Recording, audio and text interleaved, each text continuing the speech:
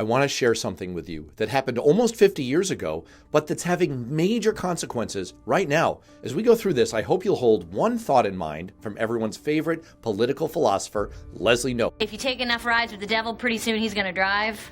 You'll see what I mean, because in this video, I want to connect the dots between the birth of the modern right wing in America and how it led to where we are now, with one of the most dangerous figures to hold high office in our country ever. And I know that's saying something after Donald Trump, but being number 2 is still a big deal. Number 2? Number 2! Ah! To understand the story, we have to go back to the 1970s and look at how the modern religious right got started. The key takeaway here is that the religious right as a political force was a cynical setup from the beginning, a manufactured ploy to activate religious evangelicals in support of a right-wing political agenda that had nothing to do with religion.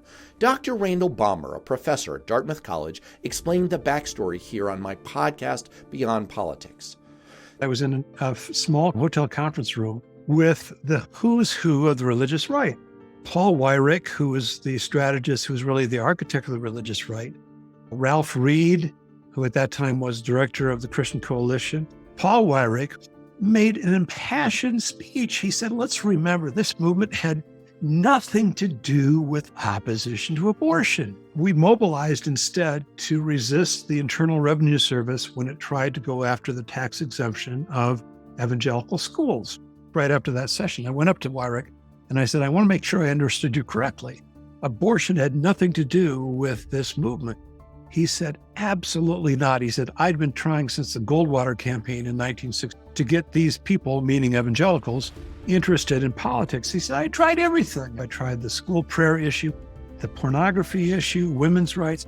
Nothing got their attention until the IRS began going after the tax exemption of whites-only segregation academies, and in particular, Bob Jones University during the 1970s. This is the architect of the entire evangelical right admitting that they never really cared about abortion. They just discovered that they could use that issue to get evangelical Christians politically active and voting for the Republican Party.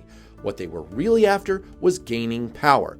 By the way, if you have any doubts, in 1971, the delegates to the Southern Baptist Convention passed a resolution calling for the legalization of abortion. They were essentially pro-choice. By 1978, people like Paul Weyrich began to realize how much political power they could gain for their broader political agenda by ginning up evangelicals on abortion and indoctrinating them into the Republican Party. All 4 anti-abortion candidates defeated the favored Democratic candidates for the U.S. Senate. He realized he finally had the issue that was going to mobilize grassroots evangelicals.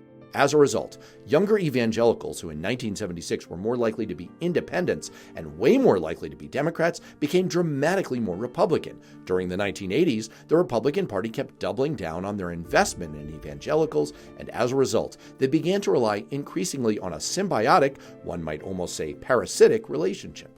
The peak of this corrupt bargain came with the election of Donald Trump. He got the support of 81% of evangelicals, the most ungodly man to ever hold public office. Yes, he's a casino owner who's had 3 different wives, but the conservative Christians know a devout man when they see one. Why? Because that's the deal. They know that Republican politicians, for the most part, aren't biblically virtuous and don't even really care about their values. It's simple. You give us power, we give you judges and policies that adhere to the most extreme interpretations of religious views possible. Apparently, helping the poor was not among them because, Jesus never talked about that.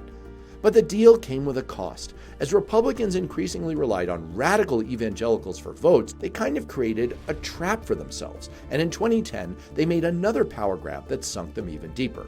That year, they realized they could grab even more power by spending on an undervalued level of American politics, controlling state houses. For an investment of about $30 million, they were able to engineer a massive takeover of state legislatures, which meant that they were able to gerrymander many more safe Republican districts.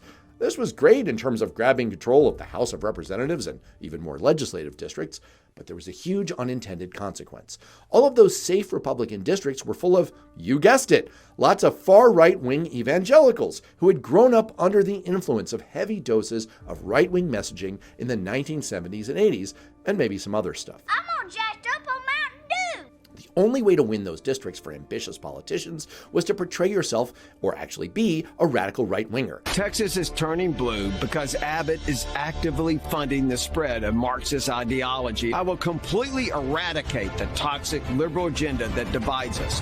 J.D. Vance and Jane Timken would be Washington wimps. So from 2010 through 2022, a historically high number of Republicans were defeated in primaries, and the majority happened in the most evangelical districts. And that's how, in 2016, after a single term in an uncontested seat in the Louisiana legislature, a little-known far-right evangelical named Mike Johnson got elected to Congress.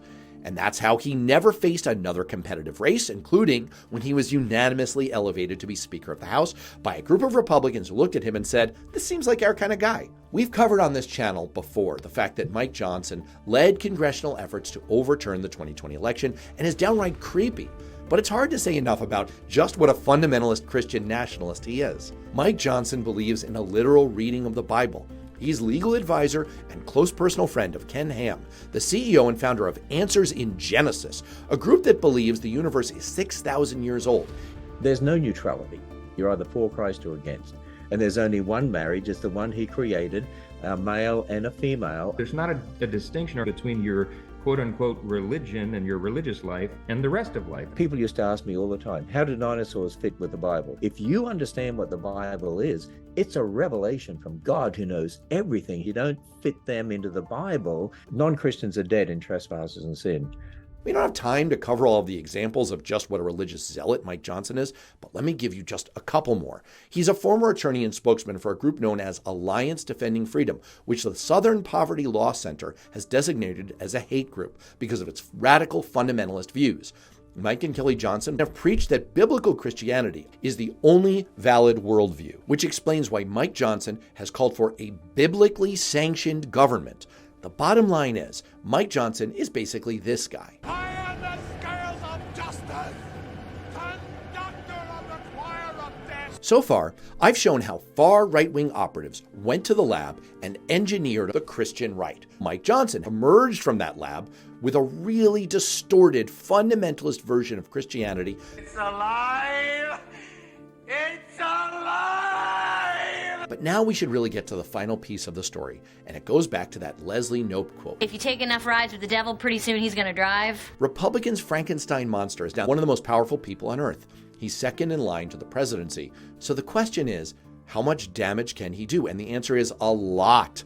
For one thing, he literally does not believe in any environmental protections at all. Abhorrent views on LGBT Americans are well known at this point, as are his extreme positions on abortion, taxes, and just about every other policy in America.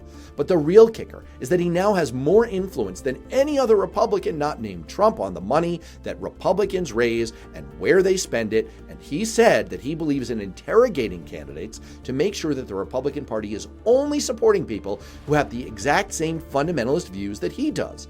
The bottom line is, Republicans created this monster, and he's not just going after all of us, he's trying to make sure that the entire Republican Party looks just like him and tries to do the same thing. What started 50 years ago as a project for right-wing Republicans to take over white evangelicals has now turned on its head. 50 years ago, Republicans started taking rides with the devil, and now he's starting to drive.